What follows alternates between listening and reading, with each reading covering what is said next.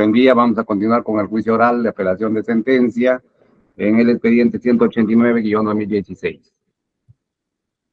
A ver, señorita, dé cuenta de la acreditación de las partes que han concluido esta audiencia.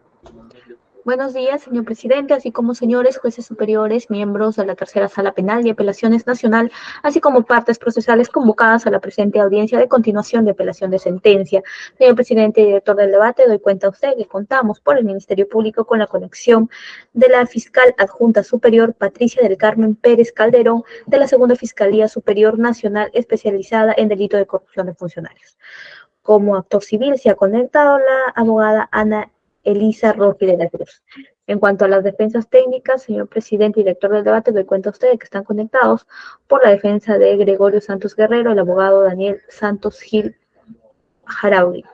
Por la defensa técnica de Antonio Gilberto Medina Centurión, Enrique Mario Cueva Carranza, César Estela Castañeda y Rojas de la Cruz, Víctor Manuel, el abogado Américo Edi Torres Celada. Por la defensa de Mario Sergio Montes Samaniego, la abogada Ana Cecilia Hurtado Guaidia. Por la defensa técnica de Maritza Laia Sinches e Industrial Gráfica San Remo SAC, el abogado Duberlé Apolinar Rodríguez Tineo. Por la defensa de la empresa constructora Terpa S.A. Sucursal Perú, el abogado Dino Carlos Caro Coria. Por la defensa de Salazar Silva Juan Enrique, el abogado Josué Núñez Barbosa. Por la defensa de la empresa Project Construction y Corporación Peruana de Proyectos e Inversiones, la defensora pública Sara Natalie Burga Ramírez. Dar cuenta a usted, señor presidente y director del debate, en cuanto a los sentenciados se han conectado Enrique Mario Cueva Carranza, César Estela Castañeda, Mario Sergio Montes Sabaniego, y también ya contamos con conexión con el penal de Castro Castro, en donde se encuentra el sentenciado Gregorio Santos Guerrero. En cuanto a la defensa de la empresa Project JL Civil, dar cuenta a usted que no se ha conectado su defensa técnica. Solo que tendría que dar cuenta a la distinguida sala. Muy bien, ¿alguna observación a la acreditación? Ninguna, señor magistrado, por parte del Ministerio Público. De parte de la Procuraduría, por favor, confirmar si está presente la defensa de JL Civil. Sí, ya informaron que no se ha presentado. ¿Alguna otra observación? Bueno, ninguna. Antes de continuar con los alegatos, ¿algún pedido de los abogados o de la Fiscalía? Sí, de la Procuraduría que se designe por esta sesión algún abogado defensor que pueda apoyar para la defensa de JL Civil, por favor. La razón. Por cuanto si me toca hacer mis alegatos, en parte de mis fundamentos de impugnación voy a tratar de temas justamente que le afectaría a JL Civil. Bien, vamos a ver, de repente se reincorpora pues en el transcurso de la mañana y si no ya tomaremos las medidas correspondientes.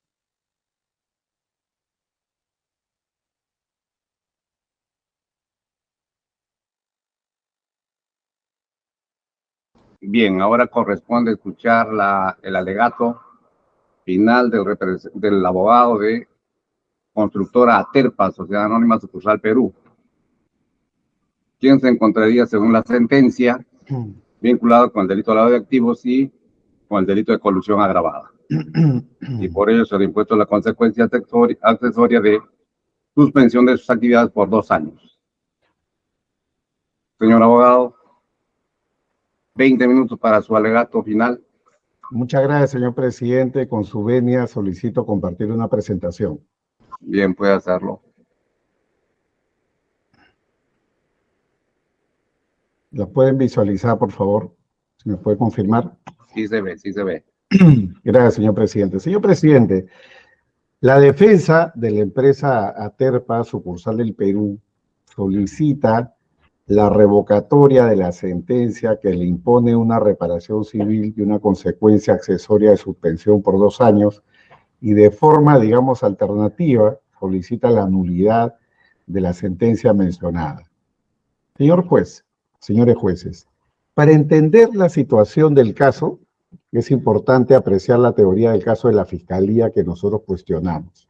La teoría del caso de la Fiscalía se compone de 3 partes, ¿no? La primera parte relativa al otorgamiento de la buena pro, la segunda parte relativa a la entrega de los pagos al señor Gregorio Santos y otros, y la tercera parte tiene que ver con la propia ejecución del contrato y el pago de las 40 valorizaciones por parte del gobierno regional de Cajamarca. Por esta primera parte, señor juez, es una cuestión puramente descriptiva, ¿no? Dice el Ministerio Público y la sentencia condenatoria, desde luego, de que acá ha habido un acuerdo colusorio por parte de Aterpa, del señor Jorge Latorre Matú, condenado, con la ayuda, supuestamente, del señor Montes, el comité especial, el señor Deiber, Cueva, Medina, y había un interlocutor, el señor Luis Pasapera, que también es un condenado, y por otro lado, todo esto en orden a beneficiar al señor Gregorio Santos, ¿no?, que era el que dirigía a los interlocutores del comité especial. ¿Cuál era la finalidad del acuerdo colusorio? Otorgamiento de la buena pro, el adelanto directo. El señor Gregorio Santos tuvo que hacer cambios presupuestales con la finalidad de que estos adelantos se puedan pagar porque no había plata. Y en tercer lugar, el pago de coimas, ¿no? 3% para el señor Santos, 1,25 para el señor David Flores, 3,25 para el señor Pasapera. Esa es la parte 1 de la teoría del caso de la Fiscalía, otorgamiento de la buena pro, vamos a decirlo así, destinándose el presupuesto del gobierno regional, todo con la finalidad de pagar coimas. La parte 2 es el pago del adelanto. Se paga a Terpa un adelanto directo de 18 millones en 2 armadas, junio del 2014, 14 millones, diciembre del 2012, 4 millones. ¿Cuánto se pagó de coima? 4.322.000 y soles más, soles menos. Señor juez, acá tenemos el primer problema central en la teoría del caso de la Fiscalía. Este pago de la coima, este pago de las platas que fueron a parar a través de empresas de fachada, vamos a decirlo así, según la teoría del caso, como Corporación Peruana de Proyectos, Project Construction, a través del señor Benítez Pereira o a través de consultores JLS Civil, todos estos pagos son pagos que se reciben en virtud de ¿qué? Pregunta, ¿una colusión? No, porque la colusión no exige pagos, ¿no? Ni siquiera la colusión agravada exige pagos. La colusión agravada exige perjuicio al Estado, no pagos, no coimas. ¿Qué tenemos acá?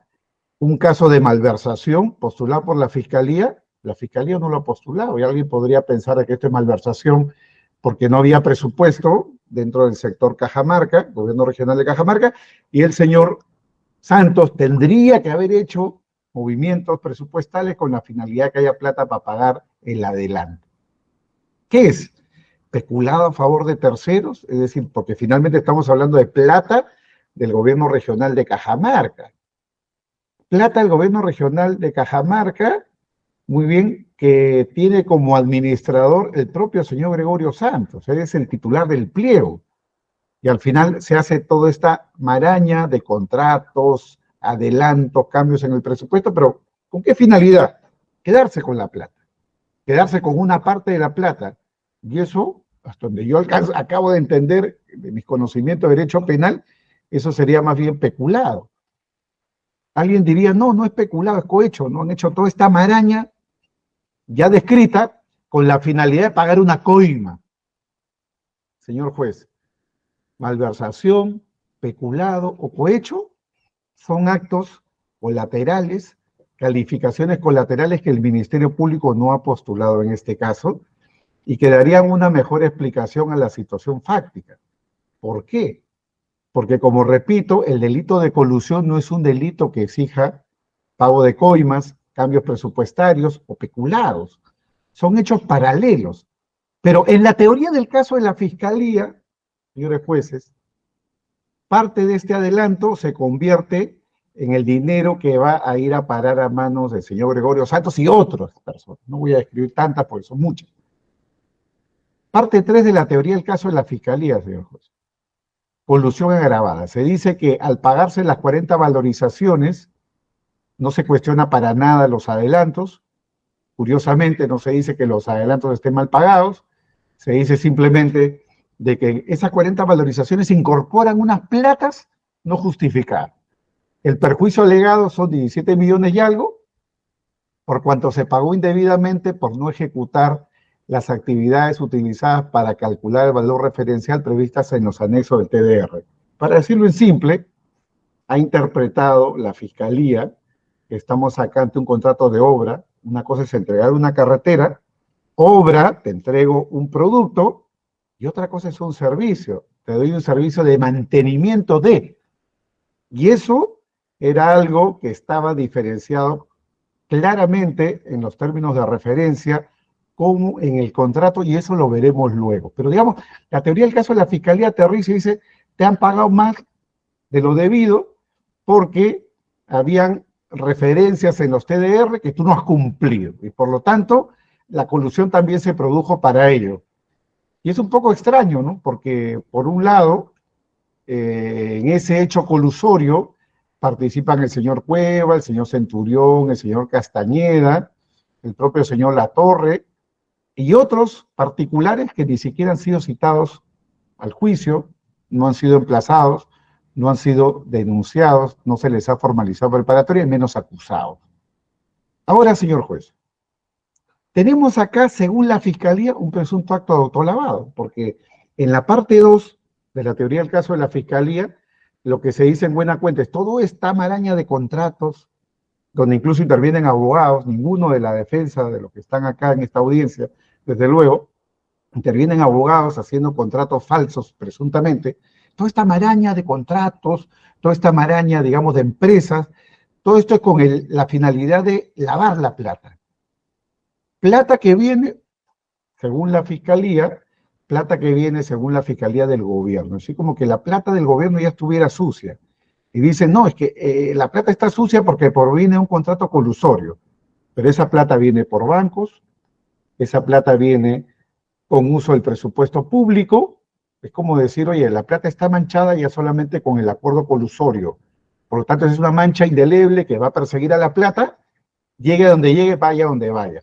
Cuando eso podría ser peculado, podría ser cohecho, como he mencionado, cosa que no se ha discutido acá. Y nosotros sí ponemos en consideración porque estamos vinculados al principio de legalidad.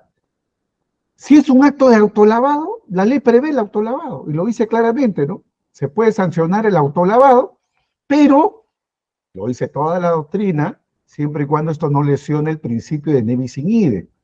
Y es aquí donde tenemos un gran problema, señores jueces, porque el ne bis in idem penal, artículo 3, el título preliminar del Código Procesal, amplia jurisprudencia del Tribunal Constitucional y de la Corte Suprema, a la que no me referiré por razones de tiempo, señalan que esta es una garantía constitucional. Estamos acá, me refiero entre el hecho 1 y el hecho 2, ante un caso de colusión, pero que no puede calificar como autolavado.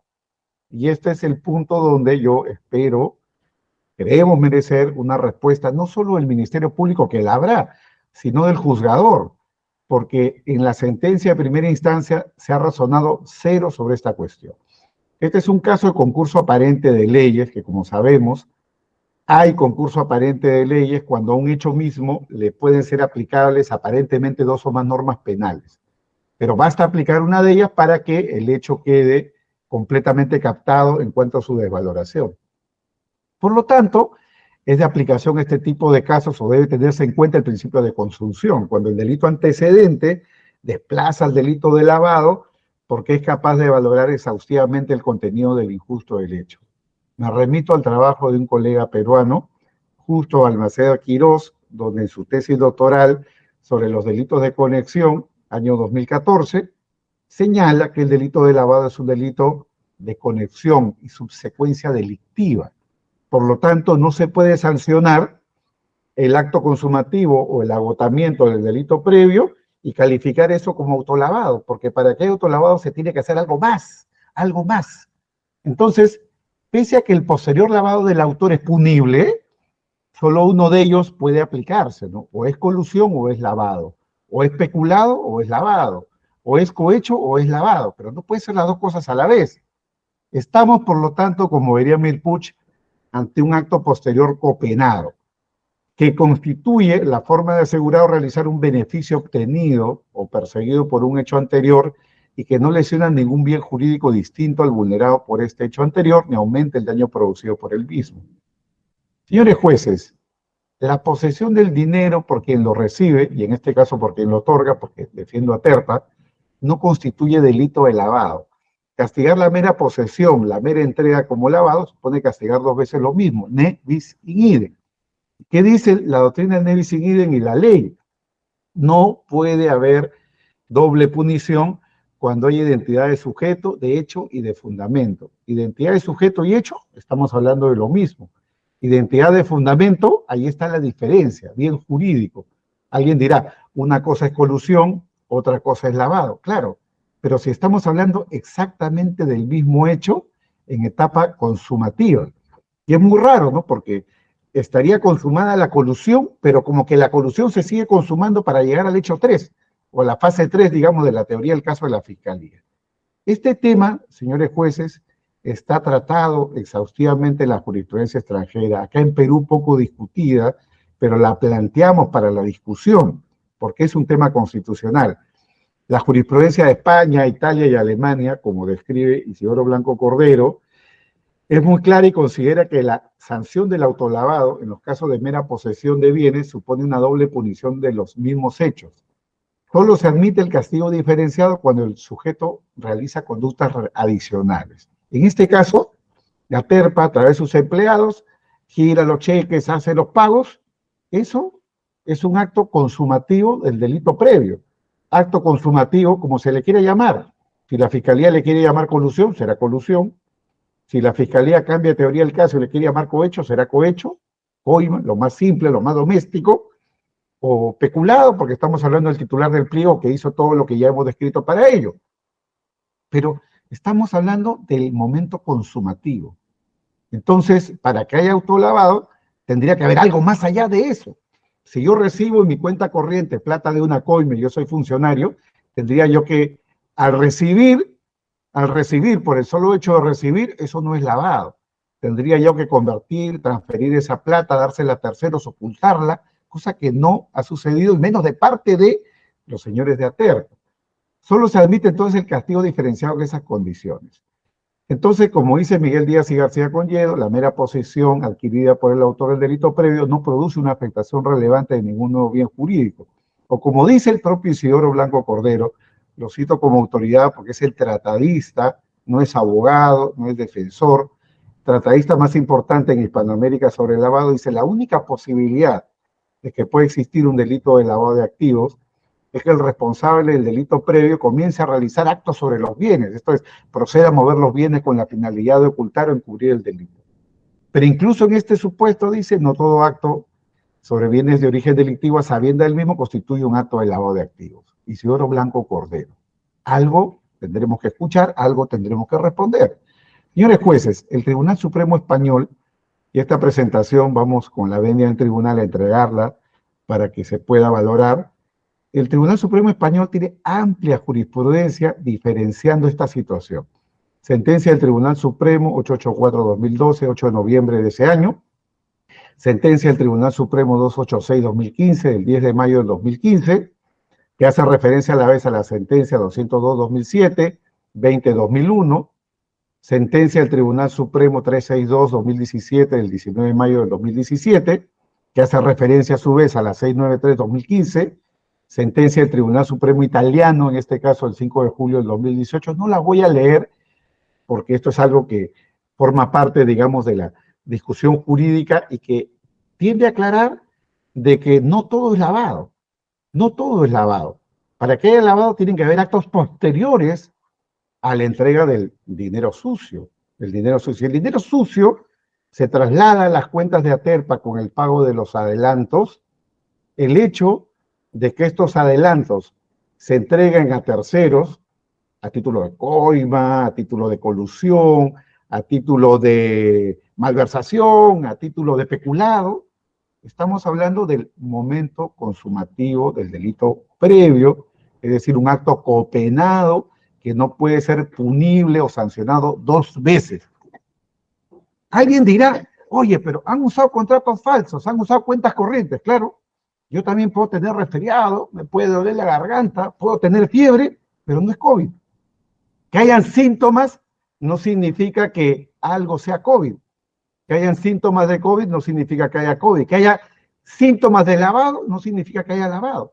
Puede ser delito tributario, puede ser enriquecimiento patrimonial no justificado. Hay muchas figuras que pueden abarcar esta situación.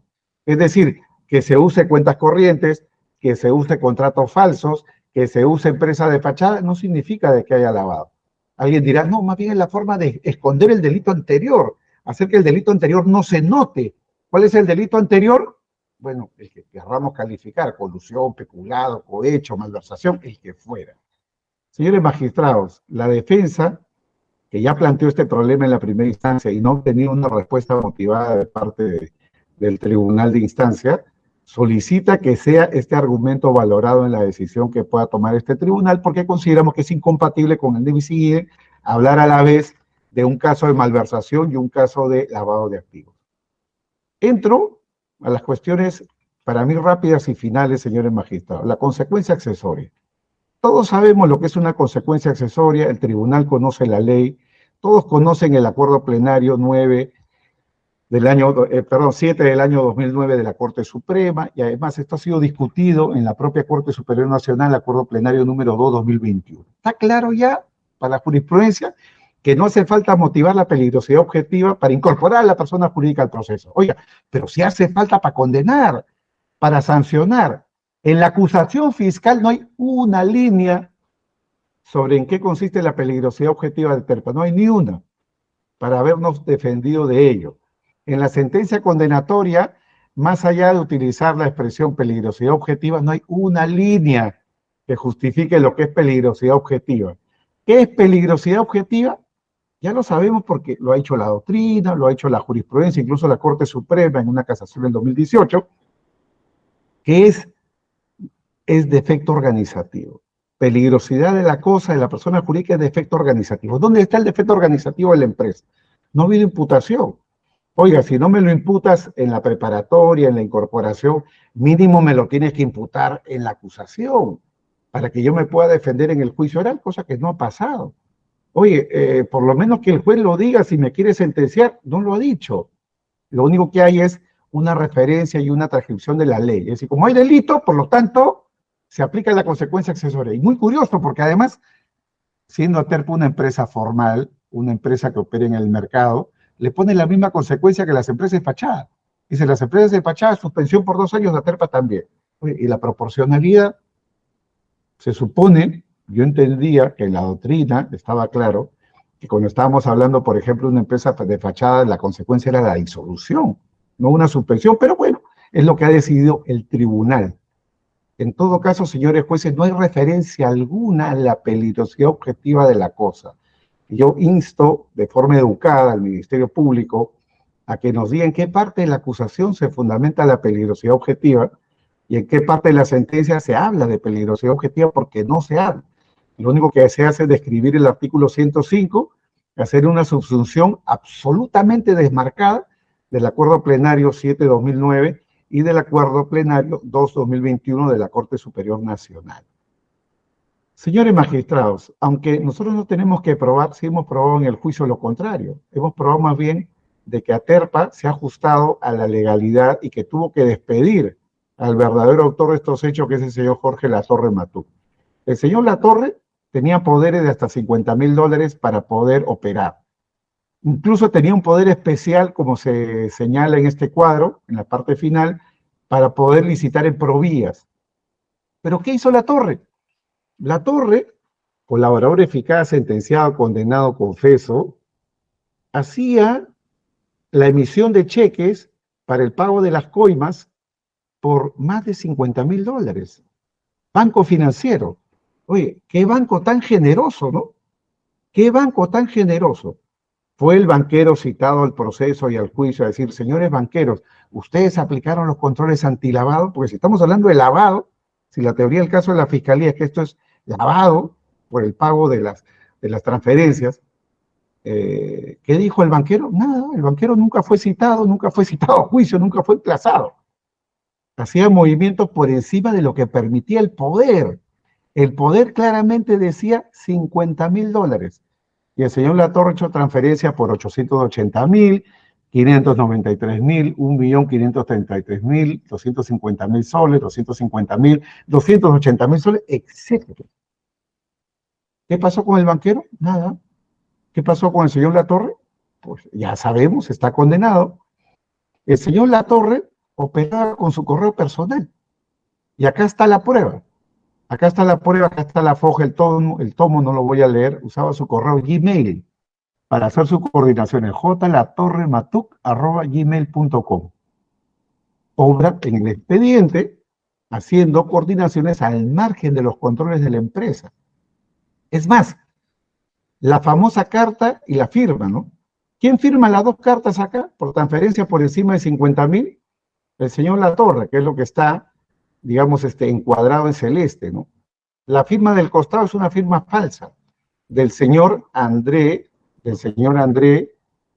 Gutiérrez Salazar, que es un director de la empresa, que no vive acá.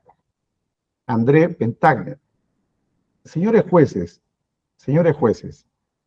¿quién en la jurisprudencia, en la práctica, en la regla de la experiencia, sería el primer llamado por ley para responder por una firma falsa en un documento que ha firmado? El señor Latorre.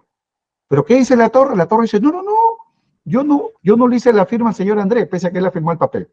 Dice que la hizo Montes, ¿no? Y la sentencia condenatoria, en la condena dice que Montes es el autor de la firma. Sin pericia, hay una pericia que dice que la firma es falsa y nadie discute eso. Pero no hay ninguna pericia que diga que la firma sea el señor Montes. ¿Quién es el autor de esa firma falsa? Digo, usando la regla de la experiencia, el primero que tendría que responder acá es Latorre. Pero Latorre, en su colaboración eficaz, dice que es Montes, sin prueba alguna, sin corroboración alguna, cuando en verdad él era el que estaba festinando los presupuestos de la empresa, usando documentos con firma falsa. Señores magistrados, al señor Latorre Matuk, la empresa lo desvincula. El 11 de septiembre del 2015, cuando se descubre todo esto, previo al proceso, previo a todo lo que ya se conoce, lo desvinculan. Es decir, lo despiden de la empresa. Y este correo electrónico está incorporado dentro del proceso. Es decir, ¿dónde está la peligrosidad de la empresa si el hecho le corresponde al señor Latorre?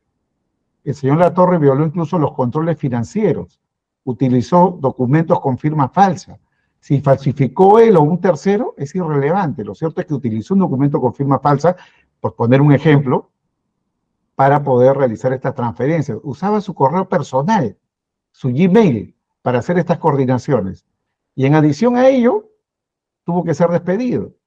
La empresa es una empresa que tiene un sistema de cumplimiento, cosa sobre la cual ya no habrá razones de tiempo, por razones de tiempo no me explayaré, pero eso está descrito directamente en la página web de la empresa.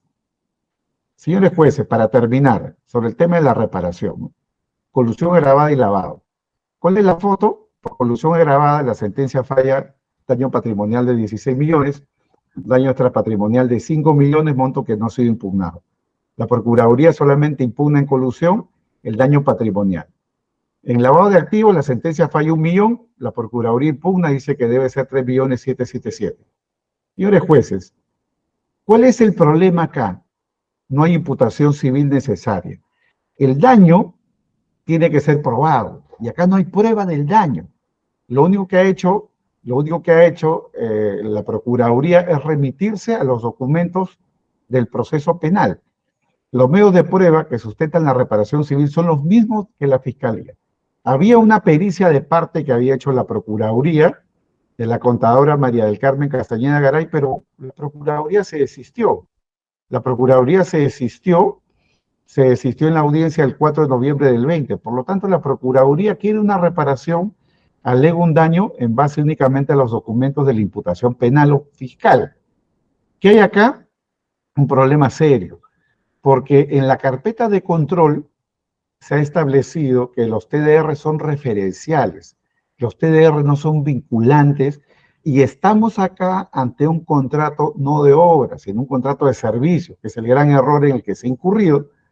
Y de hecho, en el interrogatorio, en la declaración del perito de oficio de la Contraloría, Iván Vargas Sánchez, ha quedado esto claro.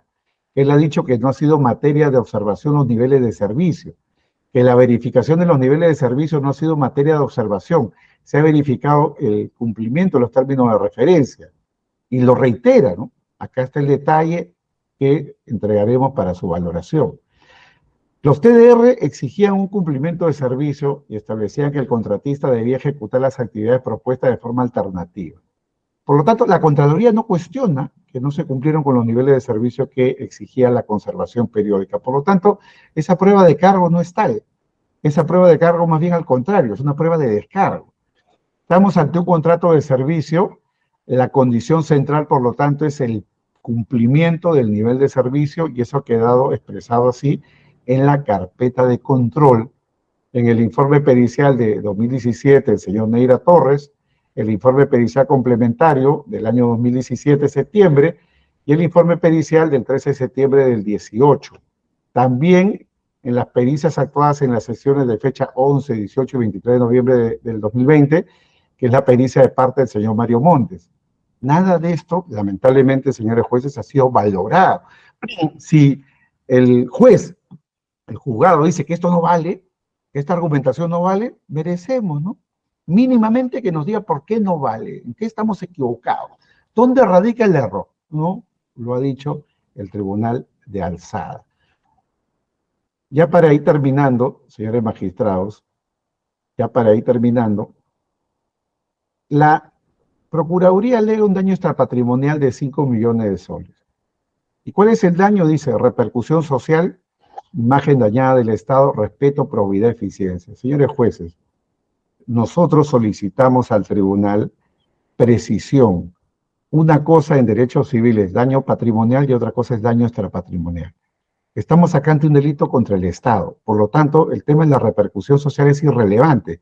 En los delitos tributarios también hay repercusión social, porque al no recaudar el Estado tributos no puede desarrollar obras. Pero en la jurisprudencia no se dice que el daño al Estado sea la repercusión social. En los delitos ambientales es exactamente igual. La Procuraduría de la OEFA alega los daños ambientales, no el daño social indirecto. En toda la teoría de la responsabilidad civil, lo que se alega y lo que se sentencia es el daño directo, patrimonial o extrapatrimonial, daño directo, no el daño indirecto, repercusión social. Y lo menciono ¿por qué? Porque luego, gramaticalmente, el juzgado, la sentencia de alzada, habla en términos generales, literariamente, ¿no? Gramaticalmente, sin darle contenido alguno. Se afecta la confianza de la ciudadanía en sus autoridades. Se deja de aportar al mejor desarrollo comunitario. Desincentivo a los procesos de selección con procedimientos transparentes, sin beneficios ni favorecimientos indebidos. Dejado de favorecer a la población de la región con el mejoramiento de infraestructura vial. Para empezar, estos daños previstos en la sentencia y juzgados como extrapatrimoniales no son los alegados de la Procuraduría. Y hasta donde yo sé, en el derecho civil rige la regla de prohibición de ultrapetita. Entonces, si son daños no alegados por la Procuraduría, ¿por qué el juzgado va más allá? Esto de por sí, en cualquier tribunal, sería ya objeto de anulación, porque la literatura es amplia, pero la literatura en temas de derecho civil es muy clara. Solo son reparables los daños directos, patrimoniales o extrapatrimoniales, y tienen que ser desagregados. Oye, que se ha afectado el servicio, muy bien, hagamos un cálculo. ¿Cuál es la afectación del servicio? Se ha afectado tal parte del servicio del sistema de administración pública, muy bien. Hagamos un informe, hagamos un cálculo, bueno o malo, y lo discutimos. Pero, ¿cómo puedo yo discutir sobre conceptos tan etéreos como estas menciones que he citado acá? Nada diferente sucede con el lavado de activos. Se sentencia por 1 millón, la Procuraduría impugna porque sí, ¿no? Porque es bueno impugnar y es bueno pedir más, 3.777.000. ¿Por qué? No sabemos. No sabemos por qué, ¿no? Y nuevamente, no hay cuestionamiento alguno en las valorizaciones, porque si las valorizaciones son el daño o el perjuicio, oye, ¿alguien ha dicho que las 40 valorizaciones son falsas? ¿Alguien ha dicho que son fraudulentas? ¿Alguien ha dicho que tiene montos inflados? ¿No? La Procuraduría ha dicho lo contrario. Ha dicho de que estas valorizaciones son el daño, porque sí, porque hubieron estos pagos en las valorizaciones, por lo tanto ese es el daño. ¿Por qué? Porque sí. Oiga, díganme que las valorizaciones son falsas, fraudulentas, sumas extraordinarias, no contempladas. Se ha analizado en juicio documento por documento, valorización por valorización. Nadie ha dicho que estas valorizaciones sean fraudulentas. Conclusión, señores jueces, la teoría del caso de la Fiscalía, de la cual emana una reparación por lavado en contra de mi cliente, que es Aterpa sucursal, no se sostiene. No puede ser lavado y a la vez colusión, según la teoría del caso de la Fiscalía. A juicio de la defensa, este es un caso que a lo sumo, según la teoría del caso de la Fiscalía, calificaría como colusión. Colusión agravada, si se quiere, pero colusión. Segundo, la consecuencia accesoria se ha impuesto arbitrariamente, sin motivación alguna, respecto a la peligrosidad objetiva de la cosa, violándose el acuerdo plenario 9 del 7 del 2009 y el acuerdo plenario 2 del 2021 de la Corte Superior Nacional. Y respecto de la reparación por 17 millones por el pago, digamos, de las valorizaciones, no tienen un sustento pericial, no tienen un sustento técnico, tal y como lo ha puesto a relieve la propia actividad de control de la Contraloría General de la República y las pericias de parte aportadas, donde se ha discutido esta cuestión, pero el tribunal no, de primera instancia, no ha valorado ni ha dicho por qué no son de utilidad. Muchas gracias, señora juez. Muy bien. Ha utilizado usted 32 minutos. 25 para la cuestión penal y 7 minutos para la reparación civil. Este término va a tener la Fiscalía. 25 minutos, señora fiscal. Gracias, señor magistrado. También voy a compartir diapositivas. Bien, puede hacerlo. Se ha escuchado a la defensa técnica de la empresa Aterpa cuestionar la teoría del caso del Ministerio Público, tratando de confundir los hechos que han sido debidamente valorados en primera instancia y que han llegado a una conclusión lógica, coherente y debidamente explicada y detallada en la sentencia.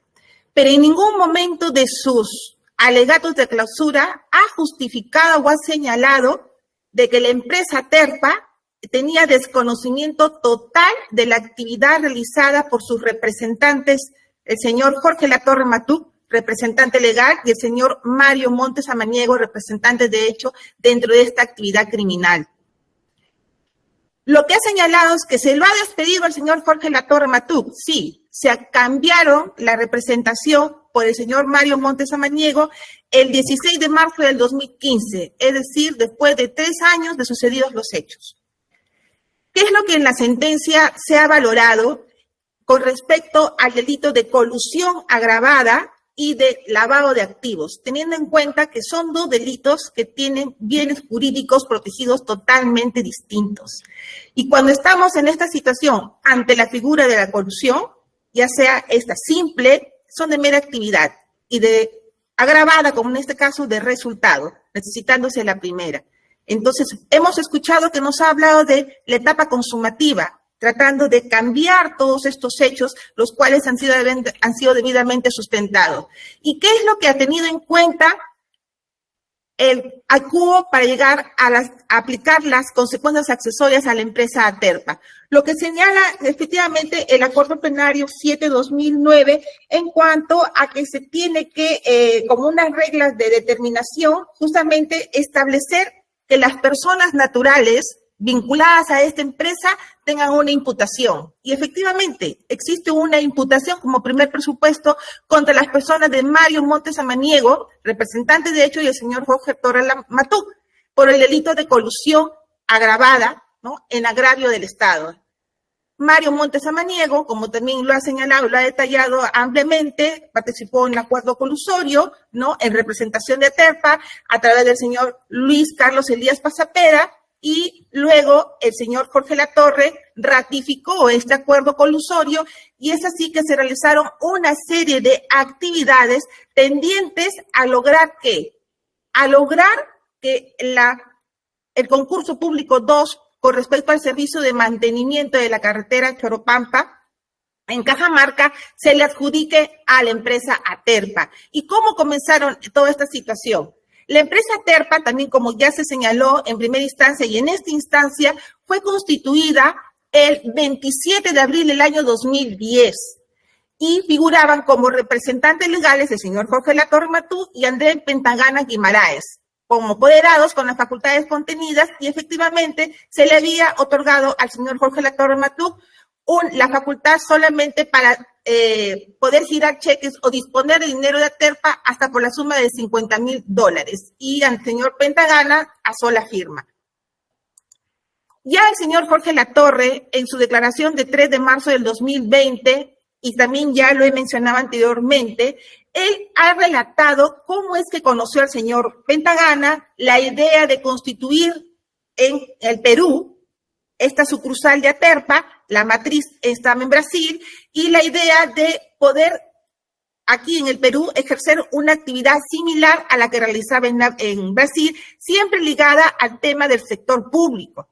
También así lo ha detallado en cuanto a que le llamó el interés en poder implantar o poder constituir una sucursal en el Perú, dado que existía el famoso Club de la Construcción y se trabajaba de igual manera en Brasil. Es así como nos ha narrado en esta declaración, y que también conocieron al señor Mario Montes Samaniego en una reunión en las cuales este señor les manifestaba que tenían la experiencia en el sector de construcción y especialmente en lo que eran los concursos públicos relacionados con obras o servicios del Estado.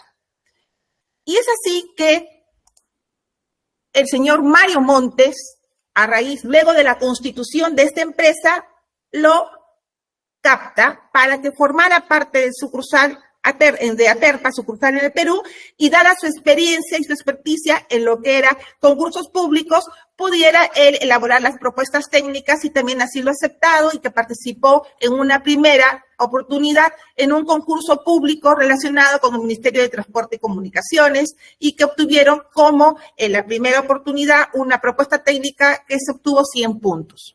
Eso era la forma como se relató, cómo se constituyó Aterpa en el Perú, las razones y cómo es que Mario Montes ingresó a Aterpa, y sobre todo que al momento de la constitución de esta empresa, el único trabajador era el señor Jorge Latorre Matú. Y la imputación, la teoría del caso que ha dado lugar a que se condene tanto a funcionarios públicos como a los extraneos, los representantes de Aterpa, el señor Jorge Latorre y Mario Montes Samaniego, es a razón del acuerdo colusorio. Es cierto que la colusión agravada en este caso constituye el delito previo de lavado de activos, pero ya este delito de colusión, cuyo bien jurídico protegido es totalmente distinto al de lavado de activos, ¿no? En cuanto a la imparcialidad de sus funcionarios, ha sido también debidamente desarrollada la forma como se llegó al acuerdo colusorio, los intervinientes, y que efectivamente luego de este acuerdo colusorio y de las distintas actividades que se desarrollaron tendientes a lograr que Aterpa, pese a que no cumplía con los requisitos técnicos mínimos para poderse ser ganadora de esta buena pro, ¿no?, pudiera obtenerla. Y tenía una finalidad. ¿Y cuál era? Que luego de estos acuerdos colusorios, ¿no?, se procedía a un beneficio económico, y este beneficio económico, ¿no?, tenía que tener una apariencia de legalidad para poder cobrar el mismo. ¿Qué es lo que la sentencia se ha analizado, señores magistrados? Estos presupuestos materiales con respecto a la empresa Aterpa, la vinculación con el hecho punible, ya hemos señalado la participación de sus dos representantes, la peligrosidad objetiva de la estructura social, pues esta empresa, al ser constituida, se inició en procesos relacionados con servicios o contrataciones del Estado, y en este caso se obtuvo una buena pro en virtud a actos irregulares que se realizaron para lograr esta buena pro a favor de la empresa. Y existe un test de proporcionalidad también valorado en cuanto a la idoneidad de la medida impuesta. ¿Y por qué? Tenemos que ya se ha señalado que este primer presupuesto de la vinculación del hecho punible a la actividad u organización de la persona jurídica. También ya se ha hablado ampliamente y se han actuado pruebas e incluso se han valorado indicios que han llevado a determinar que este concurso público 2-2011 del Servicio de Gestión y Conservación Vial, niveles de servicio carretera Choropamba, Cospango, Yobamba, La Libertad, ¿no?, es una actividad que guardaba relación con lo estipulado en el objeto social de la empresa, actividades de construcción, de ingeniería en general. Y es así que en base a este objeto social es que se presentó. ¿Y qué es lo que se ha valorado en esta sentencia también? Para la conexión entre los sujetos, entre las personas naturales, el señor Latorre y el señor Montes, en relación directa con la empresa, es en el proceso de selección, los hechos cometidos en el ámbito de la actuación de la persona jurídica.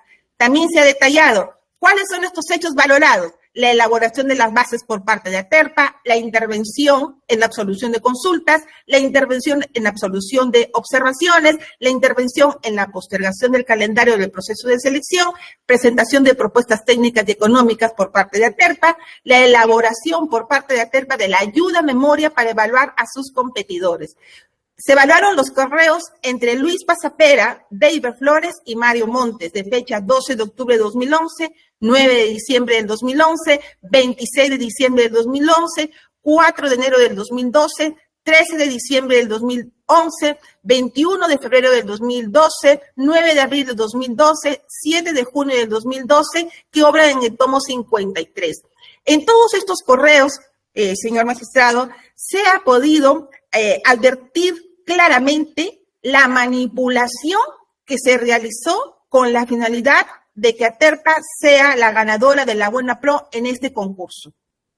El acuerdo colusorio también en base a las comunicaciones telefónicas, a la transcripción de las declaraciones de primera instancia en las cuales el señor Pasapera, el señor David Flores, el señor Jorge Latorre detallan en forma coherente y coincidente en lo referente a este acuerdo colusorio para beneficiar a Aterpa.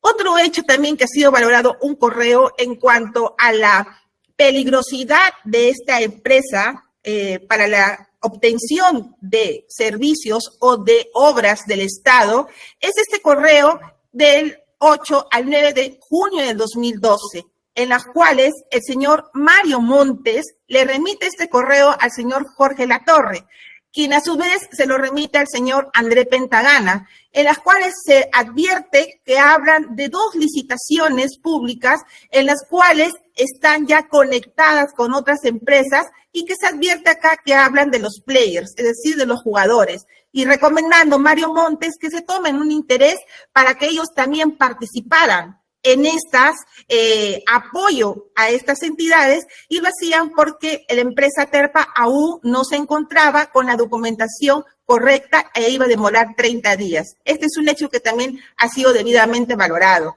Otra situación es que el señor Mario Montes compró las bases para el registro de participantes tanto de la empresa Aterpa como de la empresa Corprosac, del señor Luis Pasapera, lo cual corrobora lo que el señor Jorge Latorre manifestó, que una forma de manipular este concurso era de que se presentara esta empresa Corprosac, quien posteriormente realizó observaciones y así tratar de darle una apariencia de imparcialidad en este concurso público. Y el señor Mario Montes, representante de Aterpa, compró las bases de uno de sus opositores en este caso, ¿no? Lo cual también fue valorado.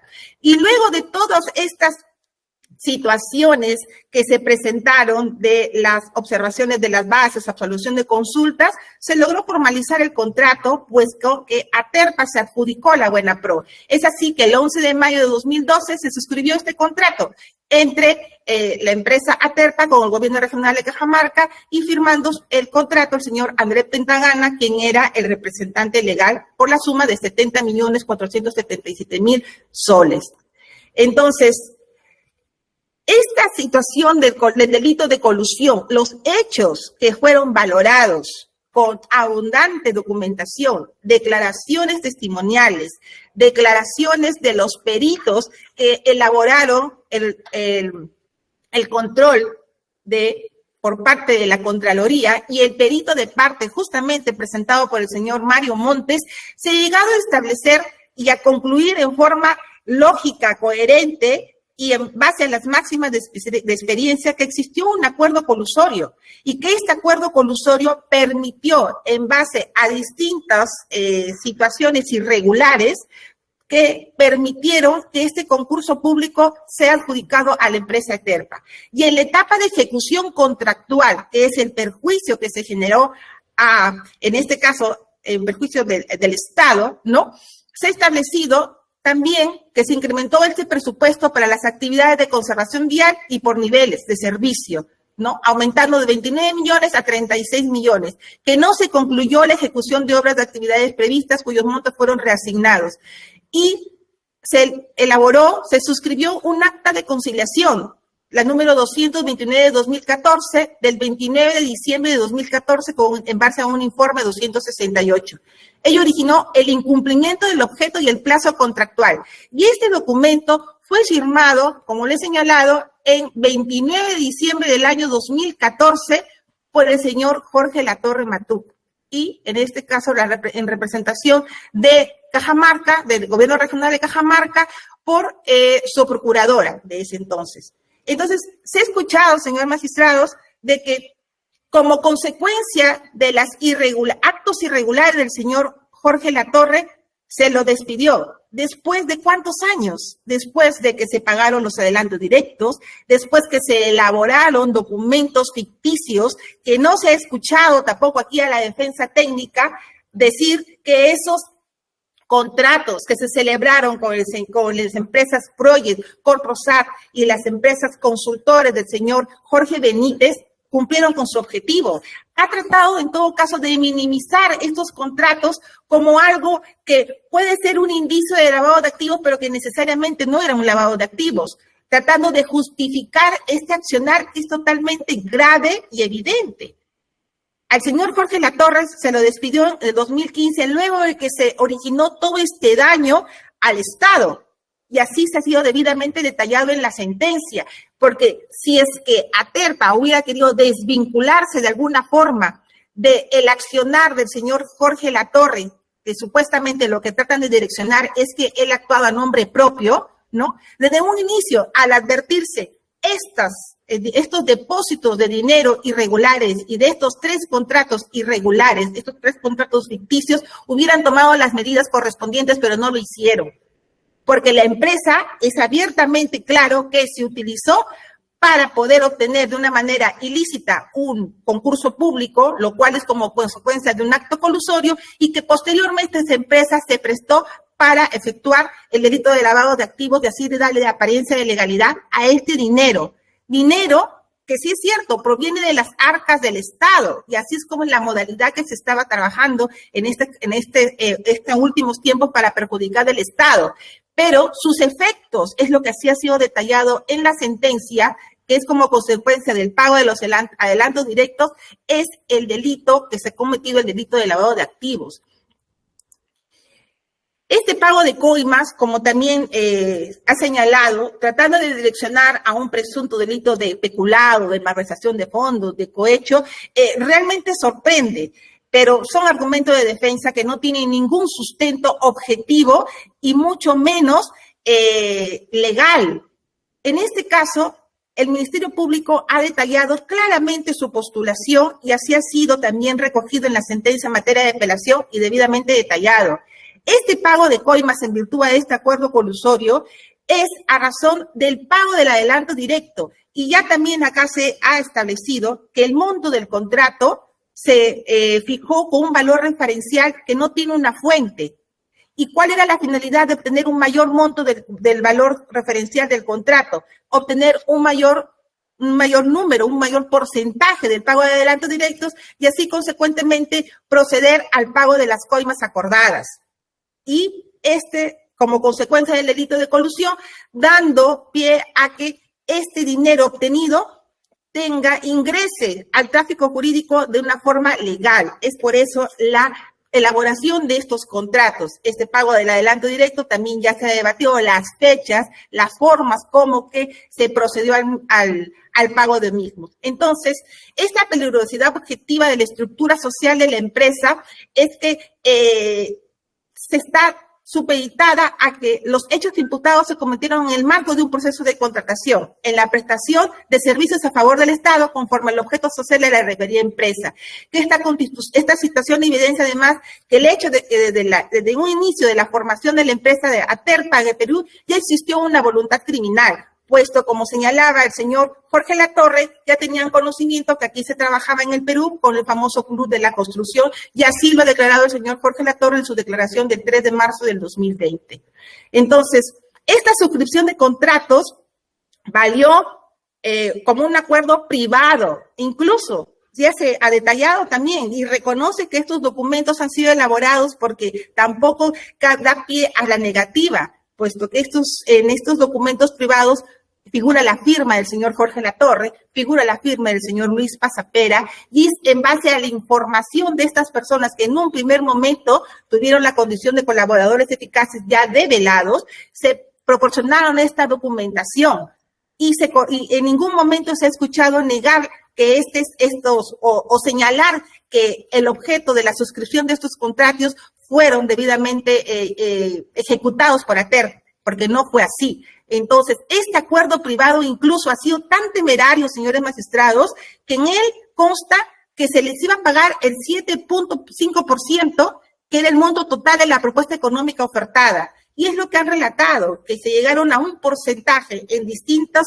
montos a cada uno de los sujetos intervinientes en esta actividad criminal, y es 7.5 porque el 0.5% iba a ser a favor del señor Mario Montes, de así lo han señalado en su declaración. Entonces, en este acuerdo privado, que tiene fecha 21 de noviembre del 2011, firmado por el señor Jorge Latorre y el señor Yuri Valeri Manrique Rivera, en representación de Project Construction SAC. Acá también se ha recibido la declaración del señor Manrique Valera, que efectivamente señala que era el representante legal de la empresa Project en ese entonces, pero que esta empresa el dueño era el señor Pasapera. Y este contrato privado, este acuerdo privado por el 7.5% del 2011, también, y así lo ha señalado la defensa, no fue elaborado en el 2011, sino en el 2012, luego de que ATERPA ganara la Buena Pro. ¿Y por qué se celebró este contrato? Justamente señalaba en sus declaraciones el señor David Flores, el señor Luis Pasapera, es para darle la confianza de que iban a cumplir con el pago de las coimas acordadas. Entonces, en el delito de lavado de activos, luego de que se llegó a establecer la existencia de este acuerdo colusorio y como consecuencia de ello un perjuicio también al Estado por la elevación de los costos, el pago de las valorizaciones, como ha hecho mención la defensa técnica, refiere que estas 40 valorizaciones han sido pagadas. Pero, señores magistrados, el informe de Contraloría también ha establecido que esta irregularidad para el pago de las valorizaciones, en el aumento de las rutas o para ejecutarse rutas que no se habían ejecutado o rutas que estaban establecidas sobre carreteras intransitables y en estado de trocha cuando era el mantenimiento de una carretera asfaltada. Todo eso ha sido debidamente ya sometido al contradictorio y se ha llegado a las conclusiones de que existió un perjuicio para el Estado en correspondiente a este concurso público. Y luego, en esta ruta del dinero de origen ilícito, también ya lo ha reconocido, son 18 millones que se pagó el gobierno regional de Cajamarca a la constructora ATERPA, quien recibió 17 millones y 3 millones fueron destinados al pago de detracciones, y luego este dinero, ya de acuerdo a las declaraciones de los señores David Flores, Luis Pasapera, tenían que darle la apariencia de legalidad, y también así lo señaló el señor Jorge Benítez, de Consultores Civil, Sociedad de Responsabilidad Limitada. Ampliamente han detallado la razón de ser de la suscripción de estos contratos y la predisposición, en este caso de la empresa ATERPA, a través de su representante legal, el señor Jorge Latorre Matú, con la anuencia del señor Mario Montes Amaniego, para la suscripción de estos contratos y así proceder a darle la apariencia de legalidad al dinero maculado. Entonces, la imputación concreta contra la empresa ATERPA es que sirvió para realizar el delito de colusión agravada, y una vez que se concretó obtener la Buena Pro, se procedió al delito de lavado de activos, de así se ha detallado ampliamente en la secuela en el transcurso del proceso en primera instancia y en segunda instancia, y así proceder al tema de darle la apariencia de legalidad a este dinero a través de los contratos ficticios celebrados. El gobierno regional de Cajamarca con Constructora Terpa, y hasta estaban las 3 empresas. Entonces, señores magistrados, luego de hacer un desarrollo sobre la teoría del caso del Ministerio Público y las indicios que han sido debidamente valorados, como en este caso las comunicaciones existentes entre el señor Mario Montes y el señor Luis Pasapera, desde el 12 de agosto de 2012 al 2 de noviembre de 2012, incluso se verificaron que estas comunicaciones en el periodo, ¿no?, en que se realizaron fue en pleno proceso de selección, en el pago del adelanto directo, ha llevado pues a concluir que se cometió el delito de colusión y posteriormente el delito de lavado de activos para así darle la apariencia de legalidad a este dinero. Pero lo importante es que se ha escuchado aquí a la defensa señalar de que estamos ante un delito de autolavado de activos, de peculado, de malversación, tratando de cambiar la teoría postulada por el Ministerio Público. Pero, sin embargo, del relato coherente de los hechos, de la actividad criminal precedente, en este caso de la colusión agraviada, que importó una serie de conductas proyectadas en el tiempo y que generó estos efectos del delito y que se necesitaban blanquear, nos llevan a concluir que estamos ante todos delitos en tiempos, en una continuidad y que protege bienes jurídicos totalmente distintos. Entonces, en este test de proporcionalidad también, que ha sido valorado por el ACUO, con respecto a la imposición de las medidas, de las consecuencias accesorias, es con tratar de prevenir el empleo de esta estructura en el marco organizativo de la citada empresa en la comisión de hechos delictivos, o sea, tan graves en este caso como el de corrupción de funcionarios y el de lavado de activos. Entonces, estamos ante una valoración de los hechos y los cuales se subsumen en los tipos penales de colusión agravada y de lavado de activos. No estamos ante situaciones de un mismo hecho, como señalaba la defensa, en una etapa consumativa. El delito de colusión es totalmente independiente del delito de lavado de activos y se consuma, en este caso, con es un delito de mera actividad con el simple acuerdo colusorio, y en el caso de colusión agravada ya con el perjuicio, porque es un delito de resultado, ya con el perjuicio que se originaba al Estado y así ha sido debidamente acreditado. Lo importante acá es que de todos estos alegatos de clausura de la defensa técnica de Aterpa, en ningún momento ha logrado evidenciar abiertamente o decir en qué se sustenta para desvincular a la empresa Aterpa como persona jurídica de su representante legal, el señor Jorge Latorre y el señor Mario Montes Samaniego. En ningún momento lo ha señalado, señores magistrados. Muy por el contrario, se debe de valorar el periodo de tiempo en el que estuvo como representante legal de la empresa Aterpa, y no nos van a venir a decir acá que durante 3 años, desde 2011, 4 años, 2011 al 2012, desconocían de esta actividad que realizaba el señor Jorge Latorre y el señor Mario Montes Samaniego. Eso no, dadas las máximas de experiencia, no tiene un sustento lógico. Como le he señalado, no se ha infringido el principio de legalidad, toda vez que este artículo 105 del Código Penal, que establece claramente que si el hecho punible fuera cometido en ejercicio de la actividad de cualquier persona jurídica o utilizando su organización para favorecerlo o encubrirlo, como es en este caso, que se utilice, como en este caso de Aterpa, que se utilizó la empresa para cometer el delito de colusión. O sea, ya se otorgó la buena pro por los 70 millones que se firmó el contrato sin reunir los requisitos de ley. Y así se ha concluido en la sentencia y en ningún momento también ha logrado desacreditar esta conclusión por parte de la CUO. El colegiado ha analizado adecuadamente todos los presupuestos establecidos en el artículo 105 en concordancia con lo señalado en el acuerdo plenario 7 de 2009, resaltando que a través de la empresa Aterpa se realizaron fuertes transferencias de dineros a las empresas del señor Luis Pasapera, dando inicio al proceso de lavado de activos para darle apariencia de legalidad a todo este dinero. Entonces, existe suficiente actividad probatoria que ha sido sometida al contradictorio y que ha llegado a las conclusiones que la empresa Terpa se utilizó para cometer el delito de corrupción agravada y lavado de activos. No se ha evidenciado por parte de Aterpa, ni en primera instancia, ni en esta instancia, hechos objetivos y palpables que logren desacreditar esta vinculación con los señores Jorge Latorre y Mario Montes, y que esta empresa no haya sido constituida justamente para cometer esta clase de delitos o haya sido utilizada para la comisión de los mismos. Por eso es que solicitamos por parte del Ministerio Público que se declare, que se confirme la sentencia con respecto a las medidas accesorias de suspensión de sus actividades por el plazo de 2 años impuestas a la empresa constructora Terpa sucursal Perú.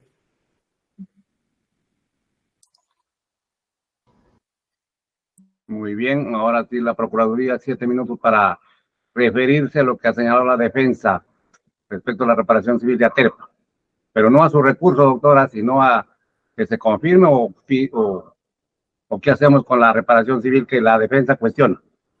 Sí, señor magistrado, gracias. La defensa ha señalado que la Procuraduría está cogiendo la imputación penal que hace el Ministerio Público para solicitar el incremento de la reparación civil. Totalmente falso.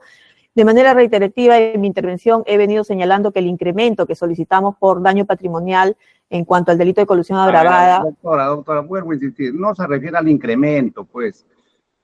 Primero vamos a ver si corresponde reparación civil. La defensa dice que no corresponde reparación civil a su patrocinada. ¿Usted qué dice al respecto? Digo que corresponde, toda vez que la prueba de ello es el informe de control del 28-2016 emitido por Contraloría, y cuando me corresponda exponer por qué se debe incrementar, ahí voy a detallar cuáles son el perjuicio que se ha causado según los peritos de Contraloría, señor magistrado. Y es nuestra prueba objetiva, no es que estoy tomando imputación del Ministerio Público Penal, sino que de manera objetiva voy a demostrar por qué debe incrementarse. Bien, ya se le dio el uso de la palabra. Señorita asistente, ¿se incorporó algún abogado más?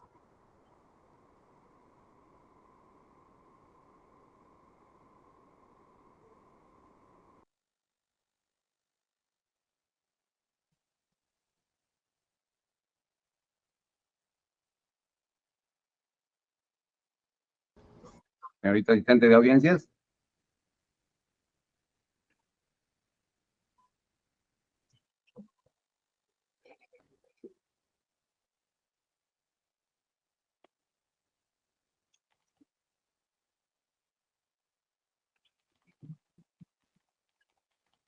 A ver, el abogado de Constructores JIL Civil de responsabilidad limitada, ¿se ha incorporado? Señor presidente, la disculpa del caso, no me he escuchado, por lo que tuve que retirarme y volver a ingresar. Me preguntaba si se ha incorporado el abogado de la persona jurídica que faltaba. Señor presidente, le estaba dando cuenta que hasta el momento no se ha incorporado el abogado de la persona jurídica empresa Project JI, el civil.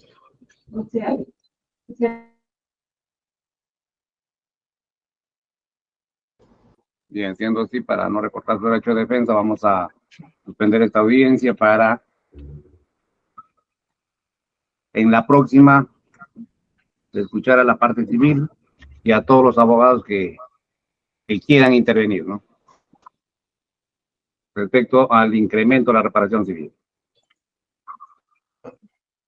Señor presidente, antes que fije fecha, tengo licencia hasta el 12, otorgado ya por la presidencia.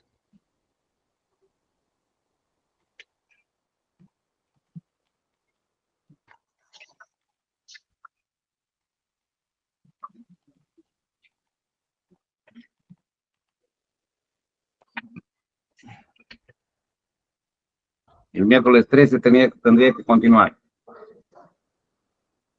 Ya.